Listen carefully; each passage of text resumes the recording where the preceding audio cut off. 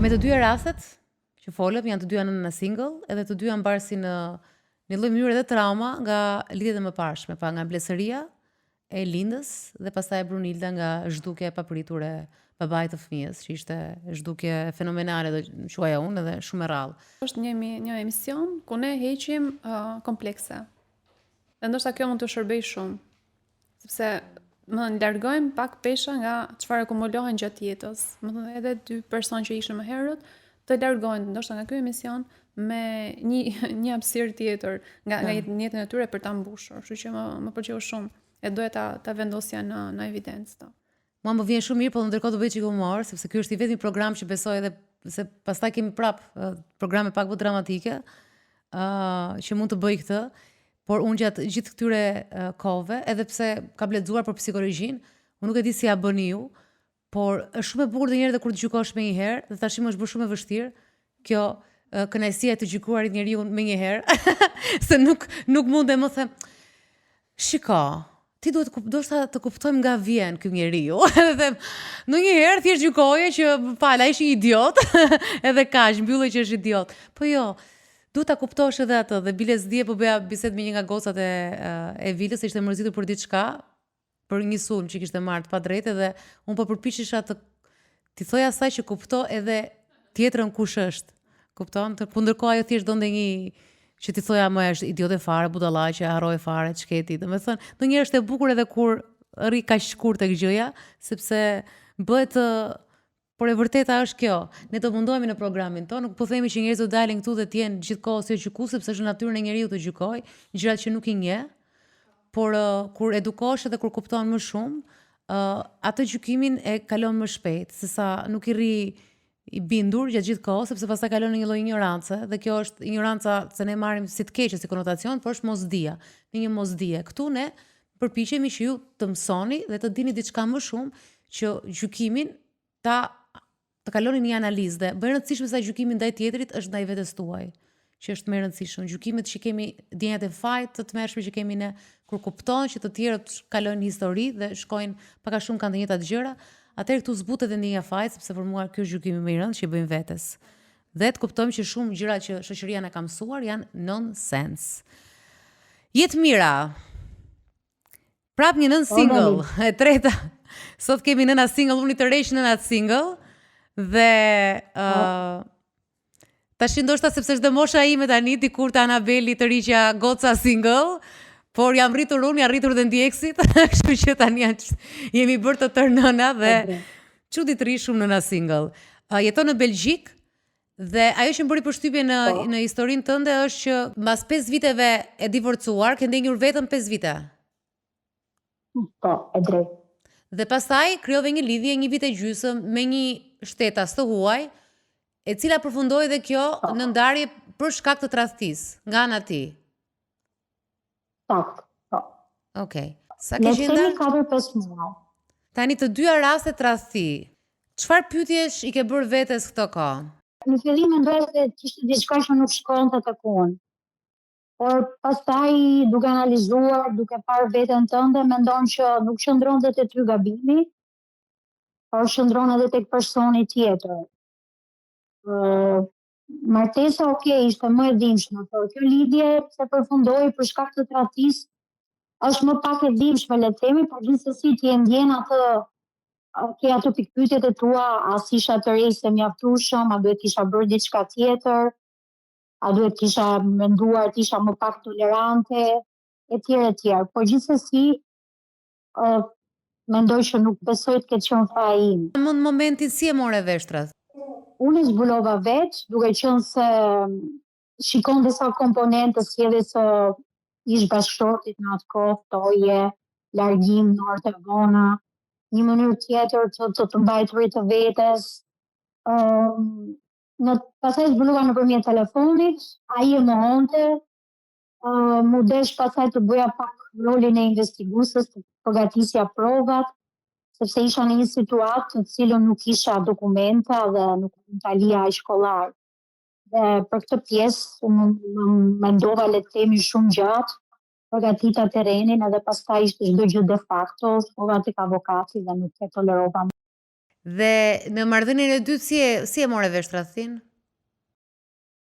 Atëherë, në marrëdhënien e dytë, le të themi që personi në fjalë justifikuar me faktin që kishte një ftohtësi midisnesh, dhe ai thjesht fliste në le të themi në TikTok, a nuk e di se diçka tillë ka thënë. Por edhe le të themi dhe fakti që ti flet me dikë apo të tërheq dikush tjetër është fillimi i një tradhtie. Dhe e tolerova në fillim, pastaj e kuptova që nuk Se shtyj më. për te të folurës kishte edhe kontakt fizik. Po, e drejtë. Si u ndjeve herën e dyti kur prap tradhti?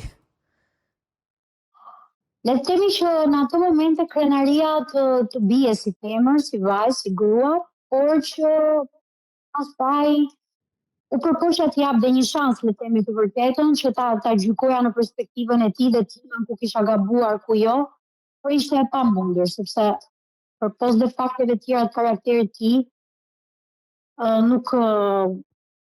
nuk ndjehesh mirë, por që pastaj ishte se la vi, okay, e bëri, kështu që nuk mund ta mbaj një marrëdhënie me zor. Ti mbas divorci ke ndjenjur 5 vjet vetëm, ke rritur vajzën. Je edhe një grua shumë tërheqëse dhe e re, absolutisht, edhe pse ka gjatë?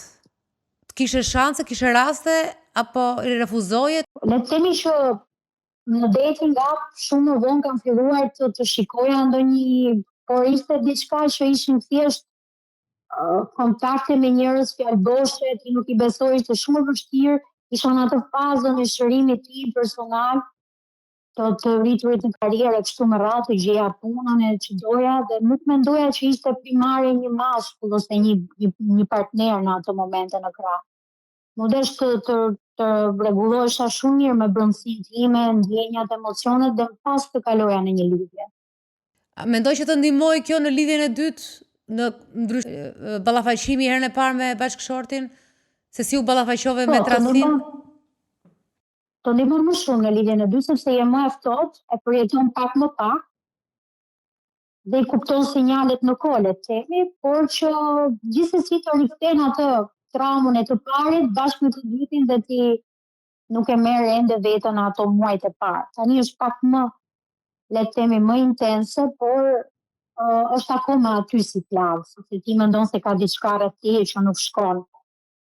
Në momentin që të vinte tradhtia, që more vesh tradhtin, a kishe ndonjëherë dyshim rreth partnerit, qoftë parit të dytit, pra si ishte marrëdhënia, si ke pas marrëdhënien ti në të dyja rastet? Pra të ka ardhur si shok apo që ishte diçka që kur analizon pritej?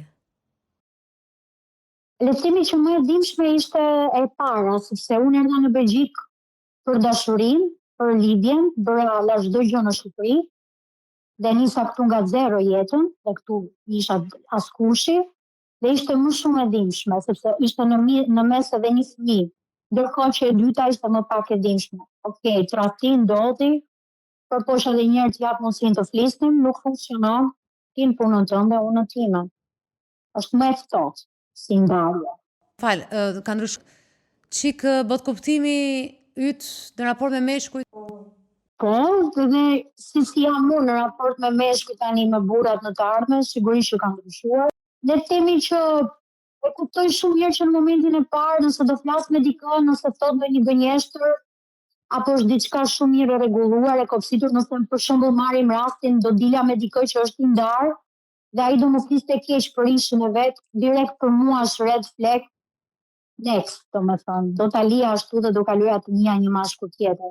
Tani janë disa komponentë që unë tani i shoh më ftohtë, më mirë dhe i ndërpres në momentin që ndjej me atë ndjenjën e stomakut, i thon këtu, që nuk shkon mirë dhe aty e ndërpres, domethënë, nuk tentoj më tej. Po pse i dyti fliste keq për ishin? Ishte një nga Shumë. flamujt e kuq? Shumë. Po. Keq për ishin, nuk respekton të hapësirat personale, komenton të le të themi çdo gjë që për të nuk ishte mirë. Një djalë i cili kishte, edhe pse vinte ka një familje goxha e mirë, po bot kuptimi i tij ishte shumë i vogël për një grua. Gruaja për të ishte të rinte në shtëpi, të bënte rolet e saj. Dhe ishte pak e kufizuar le themi, por unë duke qenë se kisha dalë nga një divorc dhe këto 5 vite kisha bërë karrierën time, punoj, paguaj çdo gjë vetë, ishte shumë e vështirë që dikush të më fuste prapë në trysninë e të qenurit brenda kornizave të një shtëpie. Nuk e doja atë mënyrë lidhjeje. Tani të dy këta ka qenë të huaj. Po. Se këtë pjesën e fundit që the që ai donte brenda kornizave, donte një grua për shtëpi, jo ta dëgjojnë edhe shqiptarët, se shpesh neve akuzojnë vetëm shqiptarët për çdo gjë që ka lidhje me patriarkalizmin, themi shqiptar, po meshkujt në tërë botën absolutisht që kanë këtë dëshira. E para kisha qef ta thoja këtë, e dytë me shqiptar për kuriozitet, ke pasur interes apo ke interes? Jo. Për mua ka qenë në momentin që largova nga Shqipëria dhe bëra zgjedhjen për të patur një të huaj për bashkëshort, nuk do disja dhe në këtë moment e gjithashtu një lidhje me një shqiptar. Sepse për mua janë, le të themi, në shumë elemente të patriarkalizmit në idetë e tyre, e shohim femrën, le të themi, jo shumë në nivelet që të emancipohet, por në nivelet e shtëpisë. Dhe e gjëja e mirë e shqiptarëve në krahasim me të huaj do thoya, për t'i dhënë dhe kredite shqiptarëve, është që familja është akoma e shenjtë. Dhe, okay, ka dhe tradhti në Shqipëri, por ende koncepti i familjes është i shenjtë për burrat shqiptarë dhe do bënin çdo gjë për fëmijët dhe për gruan që mos t'i linin le të themi në rrugë.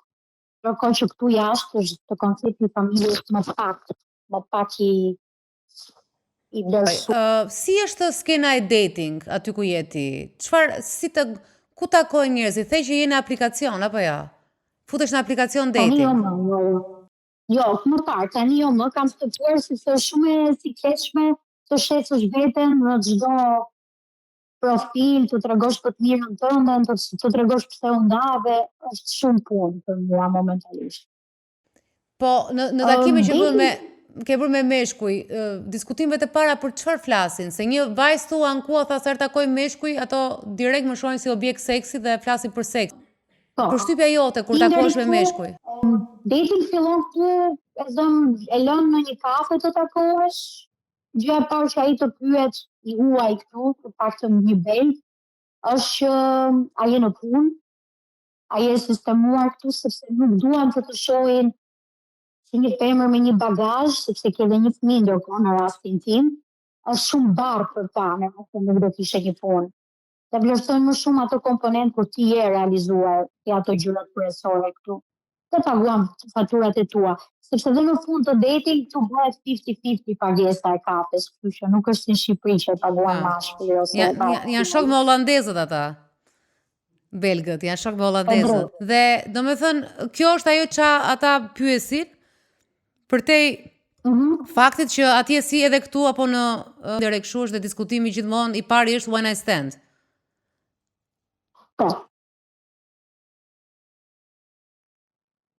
Dhe pastaj të pyesin edhe për gjërat e tjera të tipit si e ke marrëdhënien me ish babain e fëmijës tënde, ke të konsoliduar, ekziston një, le të themi, një divorc i shkruar në letra, sepse në momentin kur do takohesh me të, askush nuk të do, le të themi, nuk e thonë kështu, por e nënkuptuar është që nuk të duan me fëmijë në përkëmbë, të duan të lirë në atë moment kur ai do të kërkojë për një takim të dytë të tretë shumë radhë. Jo, këto që takon ti, që pas kanë këto pyetje kaq të detajuara, sa herë takojnë gra me fëmijë edhe që ose janë të divorcuar dhe vetë këta, pra që nga kaq specifik në Ka meshkuj që janë të divorcuar dhe që kanë përkopësitur divorcin e tyre, se ishtë fëmijët një javë po se një javë jo ose vetëm në fundjavë, ka meshkuj që nuk kanë fëmijë se të duan ty të shohin se temi si një objekt apo në thonjë dhe si një mitër që do sjellë fëmijën e tij në jetë në të ardhmen.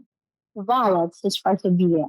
Më thënë çfarë vështirësish këtë brendshme në raport me këto situata të jashtme. Si do të them, me kërkesa që ti mund të kesh brenda teje që nuk i realizon ambienti jashtë, nuk i plotson. Se shikoj një lloj ftohtësie kaq ekstreme tek mënyra se si realizohet një kontakt me një person për ta njohur dhe ka këto pyetje. E kuptoj që mund ta shkurtojnë kohën, por sidoqoftë dikush e ka edhe të nevojshme ndoshta një proces, siç po flisim në dy rastet më hershme që ai interesimi emocional që të të bëj ty të përfshihesh në marrëdhënie dhe më pas të shtëria dhe të shikohet si do vazhdoj. Po më intereson shumë si ndjesh ti brenda teje në raport me atë që ke jashtë dhe që mund ti mundsosh vetes për një. Është ndjesh e ftohtë dhe ti emocionalisht, sepse pretendon që personi tjetër të paktën e mendon edhe sikur vjen nga vendi jot, të jetë një ndjenjë, një feeling në fillim, të flisni për gjërat më ndryshe. Por këtu janë shumë të ftohtë, të paktën belgët apo nacionalitetet e tjera. Ke qenë kështu edhe më përpara se të shkojnë në Belgjik, pra këtë karakter, se duket sikur e tregon me një lloj ftohtësie dhe gjithë procesin kur po të pyesë Dalin, si u ndjeve, ndalon shumë pak të ndjesit, nuk e di atë ka krijuar mjedisi atij apo e ke pasur këtë. Ndoshta, jo, në Shqipëri kam qenë ndryshe, kam qenë me inteligjencë emocionale dhe me emocione më të zhvilluara. Këtu të bën jeta, le të themi, kontakte që të pasur, që ti mbyllësh ndjenjat apo emocionet e tua, mos ti shfaqesh të paktën dhe ti kastrosh brenda në përshqyrtaret e tua. Po edhe në marrëdhënien e parë që ke pasur, kështu ka qenë? E tillë? Ka që mekanike? Jo, në marrëdhënien e parë isha më e përfshirë emocionalisht dhe e përjetova realisht keq. Por faza e 5 vjeçarit të bërit të lidhjes të ndihmon që ti ta përjetosh më ftohtë pastaj, të përgatitesh në rast se do të vijë një tjetër diçka të tillë. Kam një pyetje, nuk ka lidhje vetëm me ty, por kam një kuriozitet. Unë nuk kam pasur lidhje me tuaj, por di që ne si vend, si shqiptar, nga mbyllja, nga izolimi, nga këto dhe nga niveli disbalanca ekonomike që kemi në vendet e Europës perëndimore, shpesh na është dukur vetja si inferior ndaj të huajve. Dhe kjo mund të reflektohet edhe në marrëdhënie personale që ne krijojmë me tuajt, sepse vetë gruaja në natyrë ka dëshirë që të përshtatet edhe me çdo mashkull, edhe të origjinës tënde. Dhe mua duket ndonjëherë, pyetja ime është, jo më duket, po a është forca më e madhe për një grua shqiptare, po e them, që të ketë një lidhje me tuaj sepse duhet t'i përshtatet dhe një natyre dhe një botkuptimi krejtësisht tjetër për gruan, jo për mashkullin. Pra, mos është e kjo e bën i përshtatet shumë dhe ndoshta humba inteligjencë emocionale, humba gjërat e tjera, mos ndiko dhe kjo pjesa që dëshira jon për t'i përshtatur dhe komplekseve tona historike, pra, ka të bëj kjo, ndërhyn kjo? Mendoj se po, shumë. Është një përshtatje vërtet që vjen nga ajo vend i vogël, inferioriteti që ti ke krahasuar me një vend tjetër, kushdo qoftë. Ndoshta nëse flasim për vende të tjera që janë ndoshta në hierarki më poshtë nesh, nuk e di se si është ky raport, por shumica e lidhjeve që bëhen me vendet perëndimore më të zhvilluara mund të jetë, sepse ti përshtatesh në fillim dhe pastaj e lejon që të shkojë ashtu sepse partneri është mësuar. Jo, un kam parë për shembull tek shumë njerëz që njoh, mikesha që jetojnë jashtë me të huaj, absolutisht lidhjet janë shumë të mira me tuaj dhe kur i sheh nga jashtë ti e xhelozon, thua aman sa bukur ai ndron pampersat e fëmijës, domethënë gjithë ato gjërat e puthë kështu, por shoh një lloj përshtatje gati një tjetërsim karakteri, sepse përshtatet aq shumë me hollandezin, amerikanin, francezin në formatin e tyre, saqë unë nuk i dalloj, madje kam parë dhe familjar që njëra kur është me shqiptarin, ato janë prapë në natyrën e tyre, me gjithë zhurmat që krijohen atë marrëdhënie, ato ja thjesht ja përshtatur vend që kanë, ja përshtatur dhe vendit, po ato që kanë marrëdhënie me tuaj janë përshtatur aq shumë tjetrit dhe stilit të vet, saqë mua më duket sikur janë tjetërsuar. Normalisht, bën dhe këtë lloj sakrifica. Mund të jetë kjo arsyeja pse dikush vendos të lidhet me një të huaj për të shmangur gjithë kësaj botkuptimit tjetër që ekziston këtu. Pra, një lloj përshtatje që është fitimprurse në një farë mënyrë. Por, nëse ndos duke shkrirë identitetin tënd dhe më pas kupton që ke hequr gjëra që janë vlera jote, të janë transformuar, patjetër që mund të hapet një zonë tjetër problematike e vetë personit. Tjetë mirë, çfarë mendimi ke për këtë pyetjen time? Në raport me veten edhe fakti që ke vite jashtë dhe jeton edhe ke pasur marrëdhënie me të huaj që kanë komplet, se ne jemi i mentalitet Ballkanas, po edhe më shumë se Ballkanas kemi ca gjëra specifika tonat që rrallë gjenë, sidomos në këto vendet e çokoladave andaj sipër. Unë mendoj pak a shumë si ju, por nga fakti që ne e vërtet është ndjehemi inferior këtu, detyrohemi të përshtatemi dhe në momentin kur e nis marrëdhënien me një të huaj, ka më shumë liri mendimi, liri veprimi, mentaliteti është më pak i dukshëm se sa nëse do ishte me dikë nga vendi jon. Dhe kjo të bën që ta përjetosh atë lidhje dhe ti përshtatesh njëkohësisht, sepse në rast se do bashkëjetosh, do ti përshtatesh në të njëjtat gjëra që ai dhe kështu që ti përshtohesh detyrimisht. Me ose pa vullnet, ndonjëherë bëhet edhe në mënyrë pa vullnetshme, por të duhet për hir të marrëdhënies të përshtatesh. Është e bukur kjo, më fal se unë do ta quaja në formën time përshtatje falenderuese, sepse ai po t'jep diçka që në fakt është pak jo shumë marrëdhënie e gjej në Shqipëri dhe kjo është e përbashkëta e shumë marrëdhënieve të femrave shqiptare me të huaj, që arrin në përfundimin pse duan të huaj, është kjo lloj liria dhe respekti për karakterin tënd dhe për kërkesat e tua dhe respekti kthehet mbrapsht në një lloj mënyre që kjo është nga ndryshimi. Është edhe diçka. Ti respekton ata sepse ata ti respektojnë dhe ty kufit. Ti respektojnë lirinë personale, ti respektojnë emocionet. Ndërkohë që po të lidhesh por në të njëjtën kohë, në momentin që je lidhur me një të huaj, të mungon dashuria nëse do kishe një partner nga vendi jot, sepse është më intense. Tek ta është më racionale. Po që të ky racionalitet, se dhe ky racionaliteti, tash të kalojmë në pjesën tjetër. Përfundimi i kësaj marrëdhënie dhe përfundimi i një marrëdhënie me edhe një në Shqipëri, edhe një në Kongo, prap, nëse përfundon tradhtisht e njëjta gjë. Qof njëri ka me nxehtësi muhabetin dhe pa shumë kufi personal, tjetri me kufi personal. Pra nuk e kuptoj pse i kaq nuk është se duhet martoj me shqiptarun ty, ë? Po, pra mendoj që ke dhe shqiptar andej që kanë vite që jetojnë jashtë dhe janë, si të thuash, edhe në formatin tënd. Shqiptar që jetojnë andej. Edhe me dyshim. Nuk dua të përgjigjsoj për keq apo për. Po, domethënë edhe ky racionaliteti tepër ja prap tradhti përfundon dhaj. Edhe kufi personal, okay, thotë faleminderit, këto janë kufit e mi dhe kujt e mi, kam dhe lirin time të E drejtë është dalim, po mua më pëlqen kjo pjesë, që të më respektosh kufin personal, më pëlqen, si person flas. Dhe që se kam studiuar psikologji, kam studiuar dhe në profesionin punonjëse sociale, më pëlqen kjo vendosje e kufin dhe respektimi lirisë personale. Të pëlqen udhëtimi, në fund të ditës, edhe nga një anë është mirë, i pëlqen udhëtimi që kalon atë rrugtimi. Pastaj fundi mund të jetë si të doj. Do nëse do ndahesh me një shqiptar, do përfundonte ndarja shumë keq dhe do ishte shumë një zonë grimit. Por që kur ndahesh me një të huaj, ndahesh me kuptim, edhe jeta vazhdon për te asaj. Nëse takohesh në rrugë për shembull, do t'i flasësh diçka, po jo se do kesh më kontakt. Heqim për te mirë kuptimit, heqim pjesën e shqiptar, tani po flasim për tuaj. Ti e the pak që të la të dy tradhtit të lanë një plag apo jo? E mban me vete këtë akoma këtë rënditje që ke pasur nga fakti që po e them thjesht fare ata zgjodhën dikë tjetër në një moment që padyshim tradhtia, po ta diskutojmë në program ka lloj formatesh, nuk është as çështje zgjedhje, por ajo që na shkoni në mendje, ata bën një zgjedhje tjetër. Kishin ty dhe bën një zgjedhje tjetër. E mban me vete këtë mendim? Le të themi që i kam studiuar profilet e dy vajzave të tjera dhe nuk është se janë në të njëjtën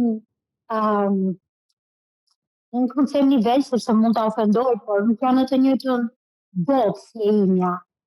Dhe ndoshta fakti që unë jam shumë racionale, apo shumë e ftohtë, apo kam shumë parime dhe vlera për të respektuar lirinë personale, më bën më pak të rejse këta persona që të më hikin. Por nuk është pa i mendoj, është thjesht në atë moment ata çfarë duan, nuk është se dua ta marr më personale. Sepse ashtu do më vriste më shumë nëse do vazhdoja ta mendoja. Dhe tani po përpiqem në këtë fazë të bëj shumë gjëra për karrierën, për ndjek kurse ose në një gjë që të përmirësoj veten time brenda, ose të mendoj që ta bëj sa më mirë versionin e një jetë mire ndërkohë. Është të vështirë atje të gjesh një partner, si e kuptuam këtë pjesën e pyetjeve, po në përgjithësi flas, nëse është një lirshmëri ose një lloj tjetër dinamike ndryshe nga ajo që ndodh në Shqipëri. Është shumë e vështirë, sepse dinamikat këtu të një marrëdhënie janë totalisht të ndryshme nga ato me Shqipërinë. Këtu koncepti i familjes ka rënë, është më pak i vlerësuar se sa në Shqipëri, dhe ka shumë vlerëshmëri. Është e vështirë njësoj si një mama single që është këtu edhe atje. Është Po, mendoj që po, nuk ka lidhje me qëndrurit jashtë shtetit apo në Shqipëri. Në Shqipëri pastaj një komponent të tjerë që është familja që nuk do ta merrte një vajzë me një fëmijë për djalin e saj, do t'i ndërhynte djali deri deri në atë fazë mos ta pranonin, ndërkohë që këtu është më lehtë për t'u pranuar. Nga Shqipëria merr gjykime apo nuk ka problem? Nga prindrit e tu, nga familja jote? Më është dashur që divorcin ta mbaja të fshehtë për një kohë të gjatë. Ishte dëshirë e nënës time dhe babait tim për të mos t'u afton të afërmve, nuk postoja më foto, nuk e tregova veten që isha duke vuajtur, sepse ishte shumë e vështirë për ta t'i tregonin botës në Shqipëri që vajza ju ishte ndarë me një fëmijë. Nëse nuk donin, edhe kjo është dhe një arsye më e fortë për ty që të rrish atje dhe të kërkosh një lloj tjetër komunikimi dhe kulture, sepse ato edhe kanë shprehur këtë gjë. Faktin që je vetëm, por dhe themi që nuk ke sy apo kamera lagje që të vëzhgojnë. Dhe ja det vetëm, por në fund të ditës je e qetë, sepse nuk e ke atë vijën e gjykimit dhe bën zgjedhjet e tua në vazhdimsi. Gabim ose jo, e përplas ti kokën vetë me pasojat e tua, por nuk ta thon të tjerë vazhdimisht. Tani në këtë moment ta kuptoj dhe më shumë dëshirën të. Doja të dija nga çfarë ke kaluar edhe në Shqipëri, duke përfshirë edhe Shqipërinë, sepse Shqipëria, siç thotë Jona, ne jemi ato që jemi deri moshën 6 vjeç, pastaj aty filloj bëjmë brumosemi të parët. Pastaj pjesa tjetër janë zgjedhjet tona, të tjera, por ti çfarë nuk do ndryshoje tek vetja në raport me çfarë ke mësuar që mos ndryshosh, mos bësh pak fare në raport me meshkujt të tjerë që mund të dalin në të ardhmen? Do thoya pak krenari, po deri diku dhe duhet ta ndryshoja dhe të vendosurit vajzës time në pozicion të parë. Ajo vjen e para dhe për asnjë lloj marrëdhënie në botë në këto momente nuk do t'i prishja ekuilibra të vendosja njeriu që do doja ose që do nisja një marrëdhënie para fëmijës tim. Po më fal, se e bëre këtë në marrëdhënien e dytë? Në marrëdhënien e dytë deri diku në kufit kohor për t'i përkushtuar më shumë partnerit, u detyrova në disa momente jo ta lija pas dore vajzën time, po ta kisha pak vëmendje. Por në momentin që pastaj e pash që nuk ja blente dhe është më e rëndësishme për të yt, gjëja më e rëndësishme se sa të meshkujt ikin e vitet themi. Për fëmija dhe dashuria për fëmijën mbetet. Ky si në misioni jote. Është gjithmonë nënat single prap shkojnë tek kjo marrëdhënia tek marrëdhënia me fëmijën. Është një vështirësi për personat të cilat nuk kanë fëmijë, domethënë nëse më sa kuptova dhe një rast që do na vi, imagjino me rastet kur kemi fëmijë. Domethënë është e vështirë në Shqipëri dhe jashtë, po ashtu njësoj. Patjetër nuk mund ta përgjithësojmë me raste specifike, por është një realitet i cili na prezantohet. Ti je veti 2, veti 3, ke prioritet, do të thënë, ke prioritet fëmijën, vjen sekondare pjesa marrëdhënies dhe personi tjetër nuk e pranon ndoshta, që të jetë sekondar dhe kupton gjithë investimin, se është një investim shumë më i lartë për të përfshirë dhe vendos që të mos përfshihet që në fillim. Jo për të dëshpëruar, por është një realitet i cili ne ndonjëherë gjejmë dhe aty kur e patëm në fillim që te vetë përmbushja, që dhe aty mund të marrim një lloj karikimi të vetes. Dhe Jetmira po e bën më së miri, këtë Jetmira më pëlqen që, siç thash edhe një herë, më pëlqen që po merresh me veten tënde dhe vazhdo meru. Belgjika të ofron edhe shumë udhësi për të bërë deri në kurs poçarie, mund ta ketë në orën 10 të darkës, nuk e di. Kanë shumë ose kurs origami. Ka shumë lehtësira me ligje. Po, me ligje me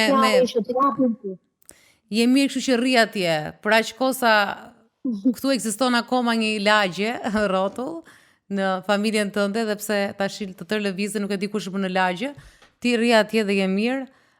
Unë të uroj më të mirat dhe faleminderit shumë që ndave historinë tënde me ne. Falenderoj shumë. Faleminderit shumë. Faleminderit.